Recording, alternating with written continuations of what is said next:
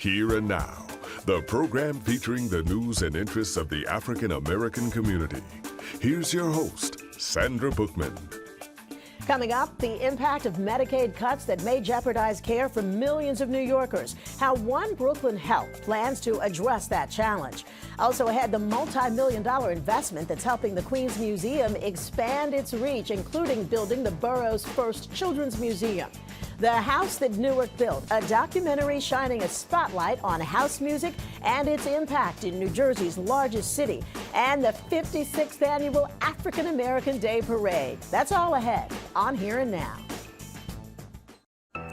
The One Big Beautiful Bill will have significant impact on New Yorkers. The state expected to lose billions of dollars in Medicaid funding, and millions of people stand to lose their health care coverage. Our next guest is a longtime advocate for health care equity in underserved communities. Joining us this afternoon is Dr. Sandra Scott, the CEO of One Brooklyn Health System. So nice to meet you. It's a pleasure to be here. Thank you so much. That's a big title. Yes, it is. How many Yes, it is. hospitals fall under your umbrella? So we are now 2 acute care hospitals. We have 2 nursing homes. We have an assisted living facility. And then we have a host of outpatient practices across central Brooklyn. Yeah. Look, I led with the concerns about Medicaid cuts. That is a real concern. It's not just a pie in the sky, worst case scenario, is it? It is for real. It is for real. So basically, to sum it up, right, Medicaid and Medicare provide health insurance for people who would not otherwise have insurance. And health insurance is critical for you to have access to the health care that you need. So if you think about millions of people, and we're talking millions just in New York City alone, but when you look across the entire United States, all of the people that will no longer have health insurance and no longer have access to the same quality of health care that they had previously, it's devastating. So, and explain to people, why are they losing this access? Well, a myriad of reasons. So it could be work requirements. It could be that the criteria to qualify for Medicaid changes, right? And so therefore certain people will no longer qualify for Medicaid, and they can't afford alternative private insurances. So there's actually not one thing in the bill. There are multiple ways that people will lose access to health care. And it's why people need to be informed. Absolutely. You can't just, you have to look at the fine print. And I think also a message that I'm very adamant about delivering is when health systems like One Brooklyn Health and others lose that additional funding, right, because the federal government funds the state government, which supports hospitals like One Brooklyn Health and health systems like One Brooklyn Health, we take care of a majority of patients who are on Medicaid, right? And Medicaid does not repay the hospital. So after we provide the services, we submit a bill and we get paid, right? Yeah, you get a certain amount. A certain amount. Yeah. But not the right amount in some circumstances. Yeah. And so it's much more profitable for health systems to have patients with commercial insurance. Yeah. So many systems are not inviting to patients who have Medicaid and Medicare. However, when health systems have to shrink to reduce cost and expenses because the revenue is less, then access is reduced, right? You can't serve the people you've been serving. But it doesn't just affect those on Medicaid, right? So imagine if you have 3, I'll pick dermatology practices, right? But you can no longer afford to have 3, maybe you have to have 1. So when you go from 3 dermatology practices to 1, that means everyone in the community that might have accessed those services, whether they were Medicaid recipients or not, are impacted, right, by the reduction in access to those services. Yeah, they got to figure something out. Or what happens a lot of times, they just don't do anything because it's not readily accessible. Exactly. It is, and this is especially significant in the community that you serve. Now, you're a not-for-profit system, correct? Yes. But you're where you're located, particularly, you are serving a lot of communities that we traditionally label as underserved. That is so correct. from the beginning, they're already sort of starting out behind the 8 ball. Yes. Then you make more cuts to the access they do have, and the hole is even deeper. Absolutely. What, if anything, is your health system doing to try to maybe get out ahead of some of this or to mitigate some of the possible losses? Well, so we are thinking both short-term and long-term. I mean, I'm a glasses half full kind of person, right? And I think in life there are always ups and downs in healthcare, in the healthcare industry. I mean, there's ups and downs. COVID was a significant burden on the healthcare industry. So I like to think of this as an opportunity for several things to take place. Number one, health systems must collaborate, right? So I talked about dermatology. I picked on dermatology, right? But suppose that some of the other health systems in the community provide dermatology services, right? So I think health systems have to collaborate similar to the way that we did during COVID, right? We worked together to take care of the community. The same thing here. So I'm hoping that the stress and strain on the healthcare industry promotes us to work collaboratively together. So where we have duplicated services, where we may not necessarily need that to serve the community, that we're willing to work together to provide those services. So I'm hoping that out of this dramatic, challenge that we're facing, that we start to think about new and innovative ways to deliver the healthcare, and that's what we're doing. Technology, technology embraced appropriately can actually help to improve access to healthcare, for example. May I ask you, what do you suggest? Look, the truth of the matter is a lot of people, they hear us say big, beautiful bill. They hear us say, oh, Medicaid cuts could be coming. Oh, it may be harder to get insurance. But a lot of people, that is going over their head. Not to say that they don't have some concern about it, but part of it is they don't really understand how it might impact them. What do you suggest that someone do right now if they maybe live in your area or really anywhere in the city, and there is the potential for changes in your health care that could really impact how you get treated, where you get treated, if you get treated? What do individual patients need to do in order to try to get prepared themselves or be more knowledgeable? So number one, I believe if the patients or the individuals are Medicaid recipients, they must understand if their coverage will be impacted, right? Are they going to continue to qualify? What do they need to do to ensure that they remain on Medicaid? And for those of us who are blessed and we have other, sources of insurance, I think we must advocate. We must advocate. And your advocacy could be speaking to your elected officials to make sure that they understand what we need them to do to ensure that we're taking care of our population. Listen, my dream is that all people have access to the quality of care that they need. So on an individual basis, take care of yourself, take care of your family, and then advocate, whether it's through your church, through your legislative body, to ensure that we keep in mind those who are vulnerable, if that answers your question. No, it does. Dr. Sandra Scott, I think there are a lot of people that should be asking themselves that question, and I'm not sure if that other shoe has dropped yet. So your information was very, very helpful. Thank you very much, and I suspect we will be speaking with you again. Absolutely. It's been a pleasure. Thank and you. Thank you for all that you do. Hey, I'm just doing my job. Hopefully asking the right questions and getting some answers. Yes. Thank you for that. We'll be right back.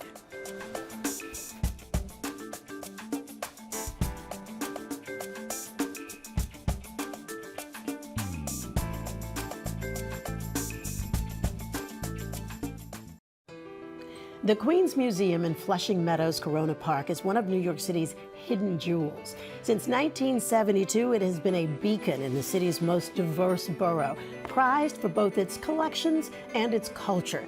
And now, with a new $8.5 million investment, the museum will expand its reach, including the addition of a new children's museum. With us today is the Director of Education and Community Engagement at the Queens Museum, Kamada Laja. Thank you for sitting down with us this afternoon. Thank you so much for having me. We love it when people get a big check. We love it too. We love it too. Because we're so excited for what's to come. And I understand this is funding from the state, right? Yes, this is also, we are completing a capital project that's been going on for quite a amount of years. And so we're very excited that this is the last piece of the puzzle, so to speak. But with the last piece comes this expansion. Yeah, and the expansion, what I was reading the background, you're going to be doing all this expansion. There's not actually going to be, you're not going to be changing the footprint of the existing building, which is actually fantastic. Yes. So talk to me about what that 8.5 is going to help you do. Yes. So like you said, the beauty is that we're not changing the footprint. So we are creating a museum within a museum model, which is quite rare. So we're going to have a multilingual, intergenerational family learning center, also known as the Suna Children's Museum, which I am so proud of. Yeah. So that's going to be within the fabric of the Queens Museum as it exists. We're also going to have new classrooms. We're going to have new gallery spaces. We're going to have a brand new theater that's going to be ADA compliant, which we're very excited about. We're going to have a nice, beautiful wing for our collections and our archives, almost like a research center, so to speak. And we're just very excited to bring this to the families of Queens, but also just for all New Yorkers. Now, this is the first children's museum in Queens, right? We are the first children's museum for art and culture, definitely. So that's a big deal. Yes, yes. We are the only borough that did not have one, so we're excited to bring one to the families of Queens. And I know one of the things that's really important to you guys at the Queens Museum is to remind the rest of Queens that it is a museum for the entire borough, not just the Flushing Corona Park area, right? Yes, that's definitely, you know, I come from Southeast Queens, and I remember when I first started working there, I was like, oh yeah, I'm working at the Queens Museum, and everyone's like, which one is that? And so part of my calling card is also to just like empower the people of Queens to know that we're there for them. It's their museum. And what's beautiful is, yes, we're very hyper-local, but we have an international lens because of the diversity of Queens. You know, we're one of the most diverse cities in the world. Yeah. So we love to bring that to the museum as well. And I want to remind people, when you say one of the most diverse cities in the world, you actually talk about Queens, not New York City. Queens specifically. Because it is the most diverse borough. Yes. And how do you think that really adds to the strength of the borough, but also to the importance of your mission at the museum? Yeah, you know, I always tell people there's an accountability that comes with this beautiful cultural diversity, because you're trying to reach all people. You want people to feel welcomed and feel like they belong when they walk into the space. But that's hard because there's so many cultures and diverse languages that are represented in Queens. So it's one of those things that we see it as a strength, but we also make sure that it's something that helps us stay true to who we are. You know, one of the things, I glanced down at my notes because I remember when I first moved here 1,000 years ago. No, it was like 1998, 1,000 years ago. One of the first stories I had, for some reason, I was out near the museum or whatever, and I remember going to the museum, the panorama. Oh, yes. And I think that's what a lot of people probably first think of when they think of the museum, that panorama, which I thought was, you know, this beautiful, wonderful scale model of the city. I always call it like almost our Statue of Liberty. It's the reason why people flock to the museum many times. Or you also hear stories, oh, I've been to the Queens Museum when I was growing up. That was like a school trip. But it's quite beautiful to see in person, you know.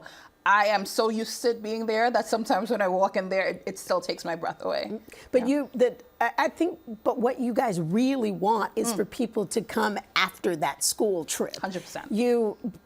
You know, and I understand if you're almost, I would think most of the boroughs probably have this issue to some extent. You can be overshadowed by what's going on in Manhattan. Yeah. How are you working to really change that through some of your programming? So thank you for that. You know, we are very much seen as a hidden gem, and we're so excited to finally be seen as a gem. And we think this expansion is going to help that. But in the meantime, our community engagement, our programming, our, you know, family days every month, our teen programs, we really see that as a way to get the name out there in spaces that maybe people have not heard it before.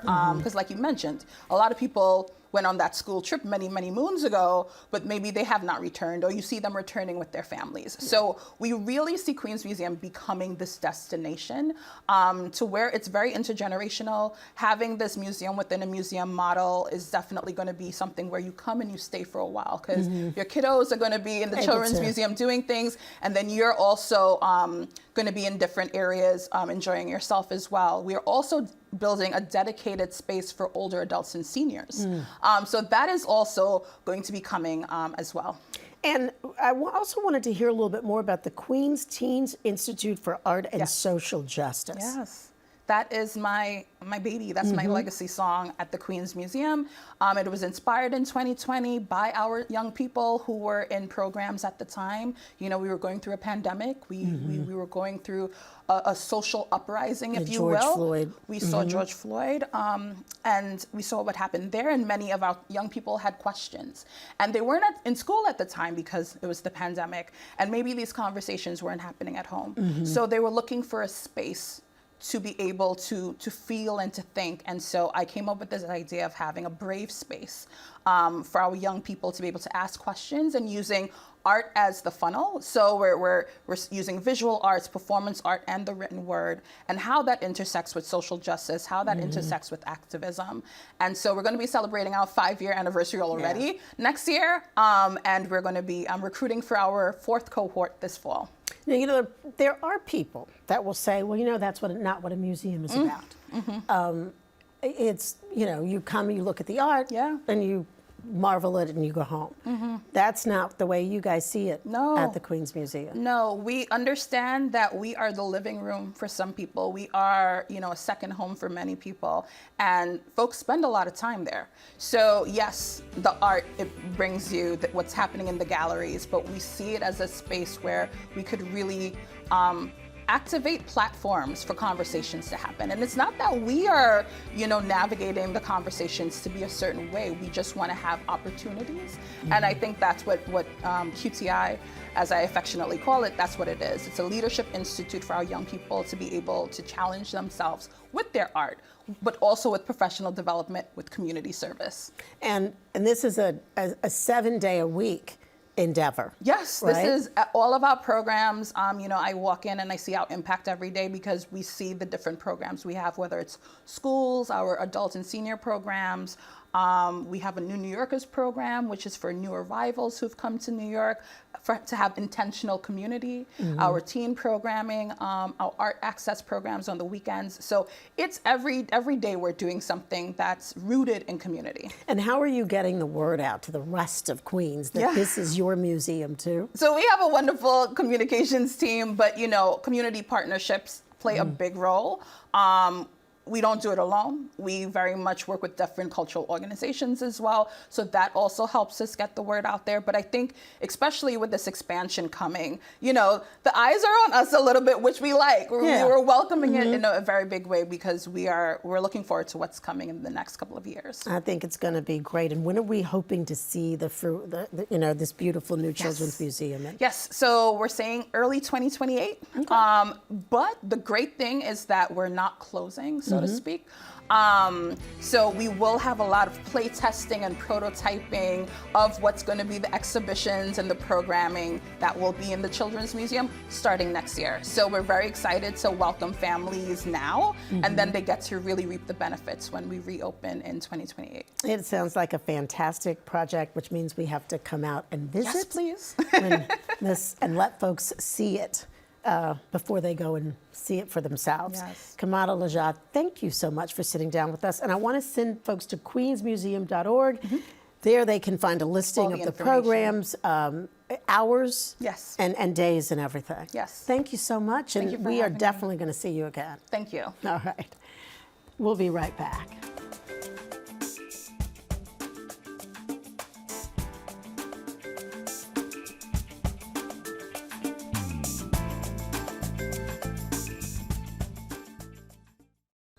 House music may have originated in Chicago in the 1970s, but folks in Newark, New Jersey say those blended disco beats and electronic sounds will always be the real vibe of their city.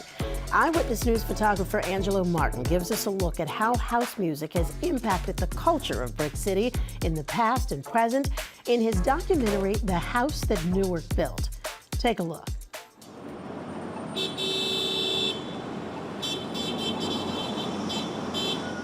People who live in Newark, it's a struggle.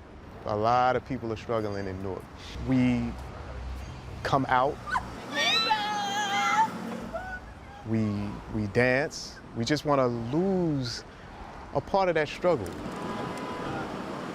You have congestion. A lot of people have issues, economic issues, family issues, mental health issues. The list goes on and on and on. But where there's adversity and challenge and struggle, oftentimes there's great creativity, and I believe that's one of the reasons why house music thrives in our community. Newark was where all the action was at, some good, some bad, but it was where all the action was at. It was where the vibe was. It was where the art was. My name is Jihad Muhammad, and I'm a DJ from Newark, New Jersey. Marcy Tapina. I also work as a producer and run Newark City Parks Foundation, also known as DJ MD. Dwayne Tennant, DJ Beloved. My name is Vernon Freeland from Newark, New Jersey. Being a DJ, to be honest, it means putting smiles on people's faces through the power of music. Being able to, I guess, allow everybody to lose their minds in the music, to forget what was going on in life, to forget all of their problems, at least for 5 to 8 hours. You could just dance the night away and just have a great time. It relieves everything that's inside of me. I don't think about nothing but what I'm listening to. I blocked everybody out, and the house music just keeps me in spirit. It brings people joy. It's literally a coping mechanism in a way in which people not only deal with their own internal things that are going on and what's going on in their world, but where we also build community. I'm just going to say that I battled cancer, right? And I was alone doing so. However, a lot of the feelings released when I came into house music because it's an internal thing that helped me to let go, and I got better. I always look at the motion of the crowd as a sign of like having a great conversation. I'm playing the music, I'm talking to y'all, y'all dancing, y'all talking back. It's nothing like looking out and seeing a sea of people at the same time doing this. The most important thing to me as a DJ, the thing I look for and the thing that gets me excited about being a DJ is the reaction from the people, from the dancers, from the people that are walking through, the people that are sitting, the people that are behind me, all around me, what their reaction is when I play their song. And that invigorates me. We all get together, because you know how the city is now, it was going down, now they're bringing it back up. It's giving us, ourselves, our culture back. Music has just opened more doors and created more opportunities for me in my life than anything I've ever been a part of. And it's also like the safest thing. Like, how I got so good at it was because music was like my safe place. I could just go in my room and play music until I just don't feel like it anymore. If people don't know, we had major acts come from Newark, New Jersey. We had Blaze, we had Jomanda, you had Adiva, Sybil, Kerry Chandler. I mean, the DJs, Camacho, T. Scott, Larry Patterson, Tony Humphreys, Naeem Johnson, of course. So we have a very rich history of house music in Newark, New Jersey. We had a serious house music community here in the city, and we still have house music festivals. We have a huge one at Lincoln Park. We have one every Wednesday at Mulberry Commons. So the house music is still ruling here in the city of Newark. The biggest things that we're intending to do with public programs is to provide safe spaces for people. Especially after COVID, where people were locked up in their homes and away from each other, it was necessary to have events that would be free, but high quality events, really high quality, places where you can come all ages, you can bring your children or your grandchildren. House music is like the essence of Newark. If you stick around long enough, you'll see eventually people will come and dance, and people walk past, give me the thumbs up, they walk by grooving. And these days I didn't play the music, and they're like, yo, where the music at? But it was like a whole vibe. It's like, you can't feel it nowhere else. This is Newark. This is what we do in Brick City.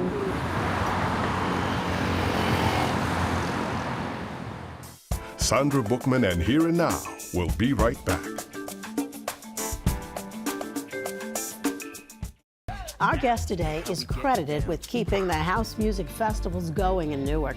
It is our pleasure to welcome the executive director of the Newark City Parks Foundation and DJ MD extraordinaire, Marcy DePina. So nice to meet you. So nice to meet you too. Thanks for having me. Newark and house music, I learned when I moved to this area, they kind of go hand in hand.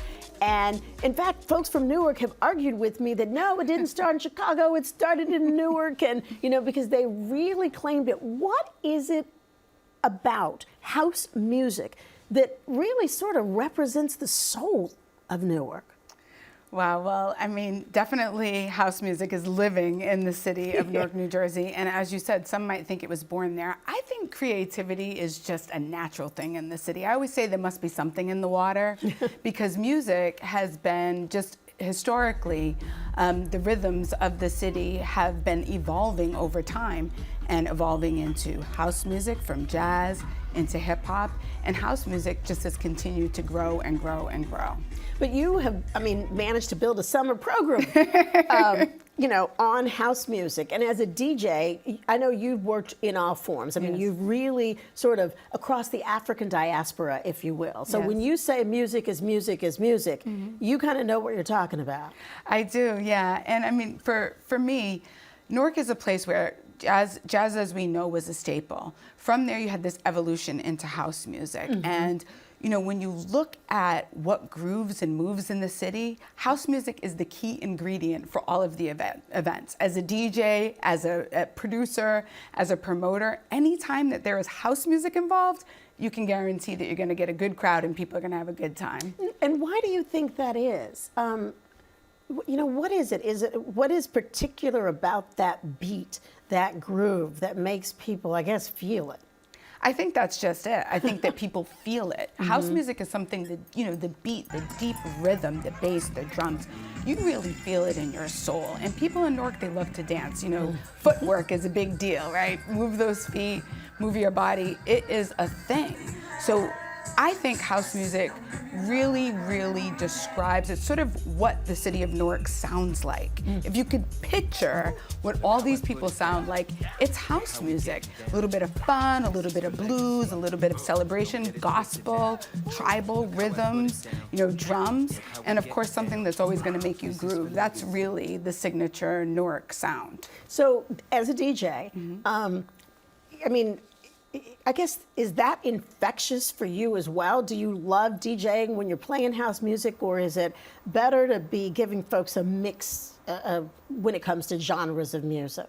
Or I guess maybe sometimes it depends on the crowd, it depends on the event, that kind of thing. Yeah, it really does. DJing is an art of studying people. You really have to be able to read the room, read the crowd. So I always play based on what people look like they're into in the crowd and then what they move to. So if they're moving, I kind of stick in that pocket. If I see that they're, straying or they're sitting down, I go someplace else. But every single set for most of my career always ends in house music, no matter what I'm playing. Really? Yeah. Is that every set in Newark, or you find that in other locales as well? Pretty much everywhere. Radio shows I've had, everything. I almost always end in house music. It almost when you say that, because you said before that you think it's the fact that people feel that rhythm. It almost has a tribal sound to it.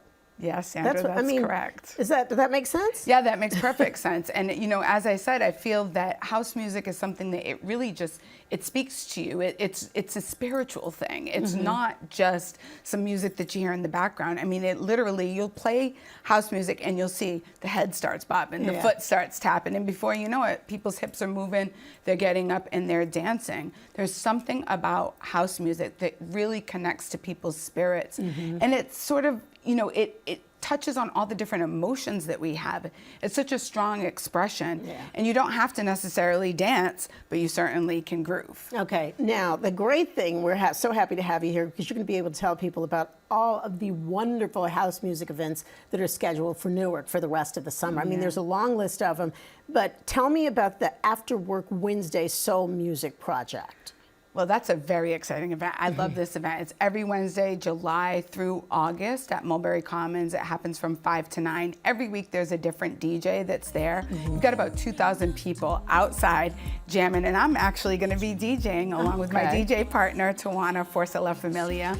But every single week there is a different DJ, and it's always a great time. And that's After Work Wednesdays, right? That's After Work Soul Wednesdays. Music Project, and that's at Mulberry Commons. And then there's also Ubiquity Soul. I know that's scheduled for Saturday, August 30th, also Mulberry Commons. Yes, it is, and that's with DJ T-Wise, and he has an incredible sound system. It's legendary, and I know Jihad Muhammad is his guest DJ. Yeah, and the great thing is it doesn't end in the summer. No. Well, summer kind of stretches through September. So Riverfront House with DJ Omar Abdallah. Yes. Yeah. Riverfront House happens once a month at Riverfront Park, which is located in the eastward section of Newark. And he's on the 15th of this month of August, and will be on the 19th of September. Okay, and then Sunday Soiree. Sunday Soiree. That's like the end of September as we get ready to really roll into October, right? Yes, it really is, and I credit one of our team members, Marie Thompson, for creating this event. It's a nice kickback. She wanted just a Sunday vibe, so it wasn't so much like going out to a big party, but more a Sunday kind of afternoon kickback, bring a picnic basket and enjoy yourself. And the great thing about all of this is all free, right? Yes, it is. Why is it so important for the city to provide this? And I mean, you kind of have to feature house music since Newark is kind of the unofficial home, right? Well, I think it's kind of twofold. I think on the one hand, it's a celebration of our culture. It's a celebration of what there is to do in the summer, and it's a way to activate our public spaces. So it builds stewardship really for our public spaces and shows people that there are parks. They belong to you. They're public space. But it's also a great economic driver. We cannot forget the fact that we have vendors that come out to all of these events. Local vendors from other municipalities. They're there and they're having, not only are they having a great time, but they're also making money. So these events are not just about having fun and have a great time. They really are one of the pulses of the economy of the city. Yeah. How fortunate do you feel to be able to do for a living this thing, this, cultural juggernaut that you love? Well, I feel extremely blessed. I mean, they always say that if you love what you do, that you're not really working, and that's something that I live by. I'm blessed to work with great people and such incredible events that are not only, exciting for the people who live in Newark, but for our visitors as well. And when I look out into the crowd, and even on the days when things can be tough, because things can be challenging. Yes, there are. But when I look out and I see everybody smiling and dancing, and people of all generations together, you can see, grandmamas with the grandbabies together. Yeah. There's something about that just fills my cup, and it gets me every time. So it makes it all worth it. And you're lucky. Very. You're lucky, lucky, lucky. We're going to send folks to newarkcityparks.org, and at that website they can find a list of all of these events. And again, I have to say, they are free to the public, right? Free, free, free, free, free. Okay. All right, now you sound like the commercial. All right, DJ MD, I'm going to call you that. That's what folks know. Thanks so much for sitting down with us and talking to us a little bit about why house music is so much about Newark, not necessarily Chicago, right? All right, thank you. Thank you for having me. We'll be right back.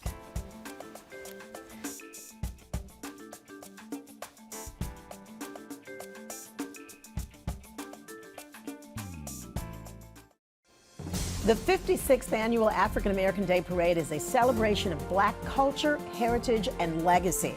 Next Sunday, marching bands, dancers, steppers, spectators will all line up along Adam Clayton Powell Boulevard for a vibrant, fun-filled day. This year's theme, also a call to action. Education is our #1 priority. Joining us today is the chairman of the African American Day Parade, Yusuf Hassan, along with one of the Grand Marshals, WBLS radio personality and community affairs director, Dr. Bob Lee. Thank you, gentlemen, for being with us again. It's always nice to be talking about good news these days, right? Yes. Yeah. Thank you for having us. Yes, it is our pleasure, and this is definitely good news. 56 years. If you've been around that long, that says you've been doing something right. What, Mr. Hassan, is so special about this African American Day Parade? The African American Day Parade is very special because of our community, our heritage, our legacy, especially our senior citizens and our children.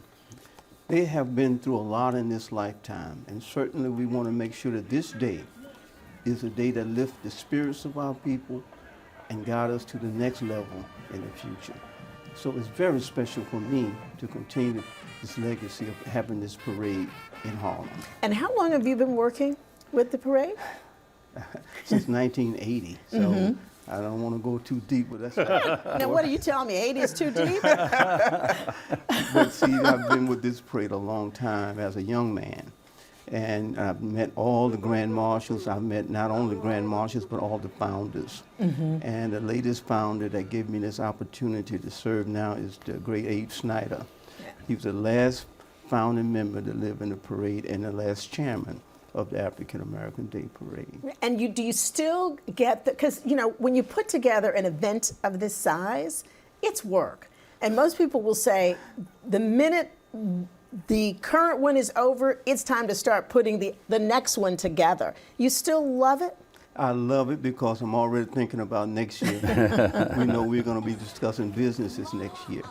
So right now we're getting our themes together. So we begin years in advance. My thinking is always that the parade is over in my mind. Yeah, because you're on to the next one. And you want it to be bigger and better. Every time. And Dr. Bob Lee, I want to bring you to the conversation because have you been working with the parade since 1980?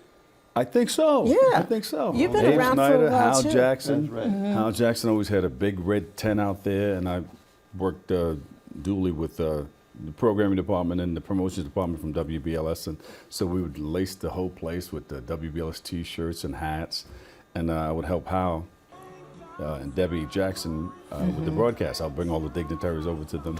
And we just have a grand old time. You know? Yeah, it is a big party in Harlem. In my head, I'm like, where else could you have the African American Day Parade but in Harlem, right? Now, you're one of the Grand Marshals this year, and it's mentioned leading into you guys is that that education is the theme this year. It's also kind of call to action. Education, our #1 priority. I know how important that is to you, Bob. So talk to me about the message you were trying to send out this year in conjunction with this year's parade. Yeah, I think it's important to continue to remind people that education is the key. Yeah. It is important, and that we need to continue to bring everybody on the same page, moving together in the same direction for a common cause. Without education, where will we go? So we're going to try to highlight a lot of that stuff at the parade. And the day before, we may get out there and do something too, the pre-parade event. Yeah, no, this is a weekend-long party. It's not the parade's on that Sunday, but I know that you have events leading up to it. Talk to me a little bit about some of those, Mr. Hassan, and also I said that Bob was one of the Grand Marshals.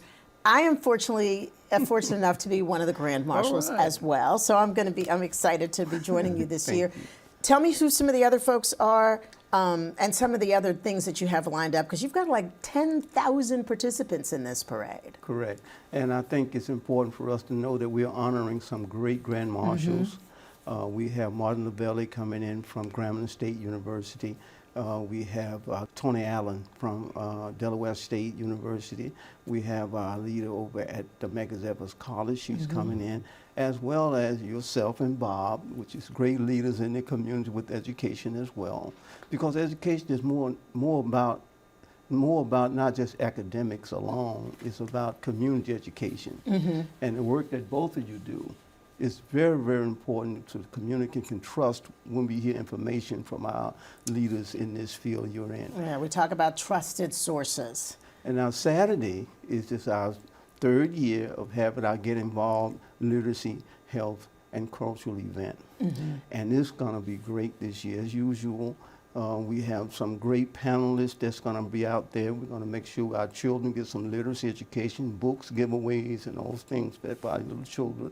As well as we're going to have a Tai Chi demonstration, and we're going to have a health panel on the stage at 163 West 25th Street, where the community can speak about some issues they may have with diabetes and mental health and other areas too, some great physicians in the community. So you're really, part of the focus of the parade, look, it's about celebrating and you know, calling attention to folks, but you're also trying to focus on some of the issues that are important to people in that community. And of course, health outcomes are extremely important. Yes, and not only health outcome is how the food that we eat. We're going to make sure we have some great food out there for our young people to know that vegetables and fruits is available. And it's just going to be a great day for all of us to be together on the plaza. And that first day, yeah, it's going to be in the Harlem State office. That plaza right there. on the plaza. Yeah.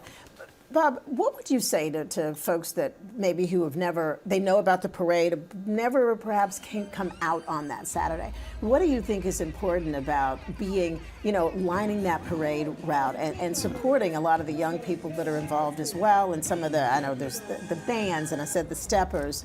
Why do you think it's important to be amongst the crowd standing along the boulevard? Well, it's entertaining, it's educational. And you'll see people come in from different states, like a lot of people coming from Maryland. A lot of the colleges and universities come through. You said Grambling. Yeah, with the big marching bands. And I tell you, they really get busy. They have a great time coming up the Parkway. But it's the Parkway, whoa. And Bob is, I mean, I'm just saying, Bob is consistent out there. I know. I mean, he keeps the crowds moving along with our a couple of announcers, but I think it's very important for us to know that our senior citizens are sitting there. And we want to make sure this parade reflect all the good work they put in when they see their young people go past, and they see the police department and the fire department pass the parade route, and they feel proud. Yeah.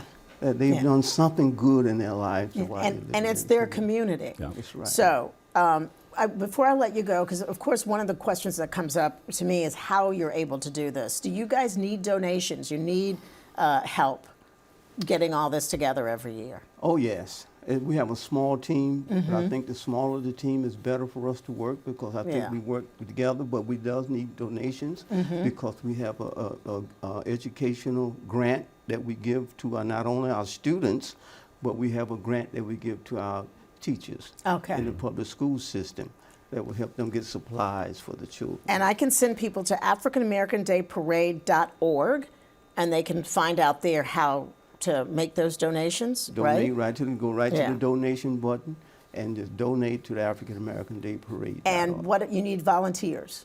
Definitely volunteers. Okay. It's difficult when you have everyone in the community who wants to march in the parade. Yeah, well, we need some people to organize things. There's a lot going on. So AfricanAmericanDayParade.org, you can find out about donating, and if you're interested in volunteering, you can do it there. And Sunday, September 21st, Adam Clayton Powell Jr. Boulevard. Of course, that used to be 7th Avenue, from 12:30 to 6 p.m. from 111th to 137th Street. All right? Thank you guys for being with us this afternoon. I can't wait to see you. Thank you for having us. And when we come back, we are going to introduce you to some of the young people who are busy getting ready for the parade. Stay with us.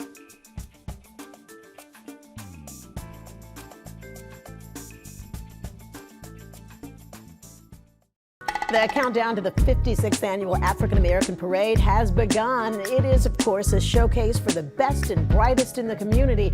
And many of the young participants are hard at work perfecting their skills for next week. Here's a look.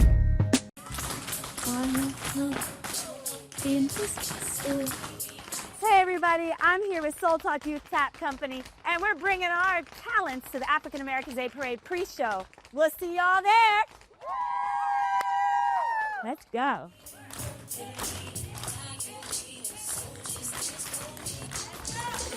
It's important to see girls like me out there in the parades and all this stuff because it's important to know that you can accomplish any dream you want. You can do what you want to do no matter what anybody else tells you. It's just what you believe in and what you want to accomplish.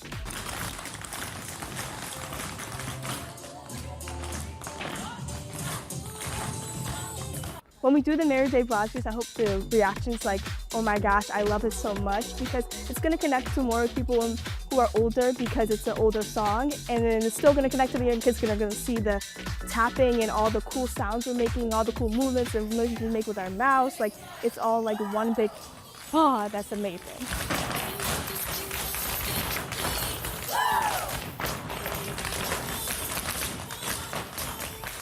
I'm getting ready by practicing, looking over videos and making sure I have it down and have fun when I'm performing, and I'm just so excited.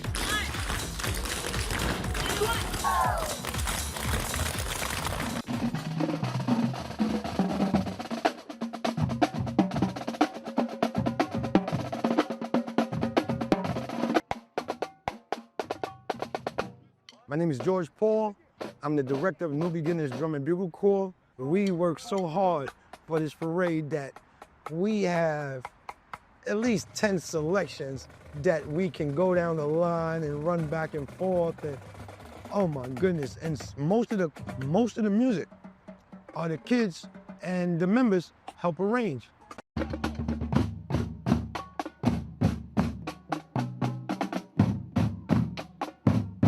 The drum pieces that we're playing in the African American Day Parade include some street beats. We have about 4 of them. We have Coming Home Baby, New Beginnings, and about 2 other selections for you guys.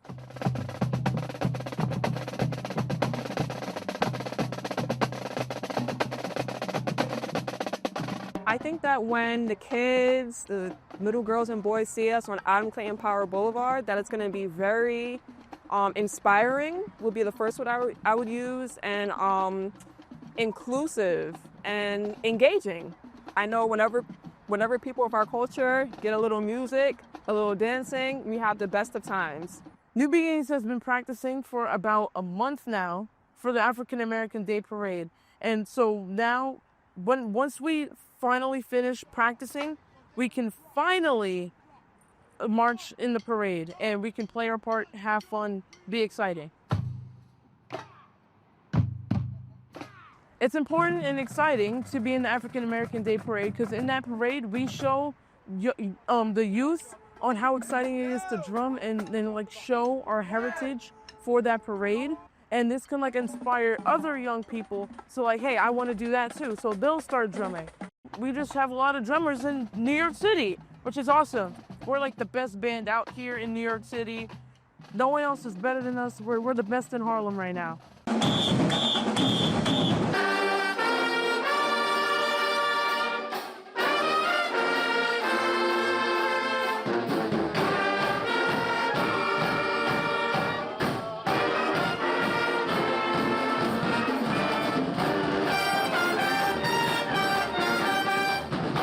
The most I look forward to is the community, especially the African American community. I feel like there's just a vibe that sets over the Harlem at the time, and it's just, you can't get that anywhere else.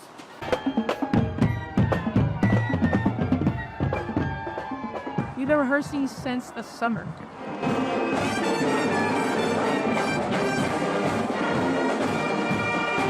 Today we worked on music. Memorization is a big thing. We don't use lyres, so kids have to memorize about 4 to 5 songs for the parade. Have to work on marching, arm movements, body position, and breathing, and of course, looking like the unit. So there's a lot involved in getting a band down the street.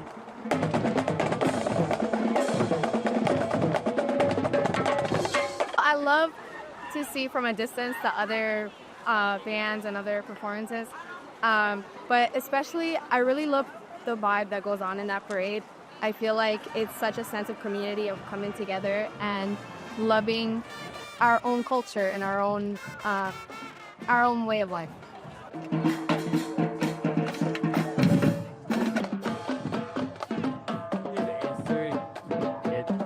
I definitely am looking forward to a parade. I love parades because there's always people on the side cheering you on, especially like the little kids. You'll see them with little toy trumpets, and that just always gives you the motivation to play a little louder, to play a little better for them, and that's what I love.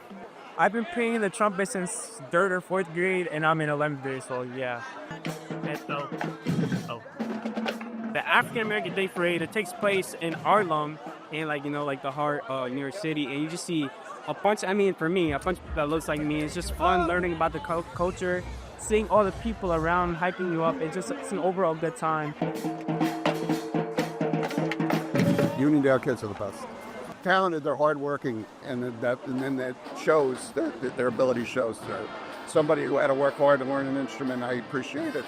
I appreciate that, and I think we have a lot of hardworking kids. Go Knights!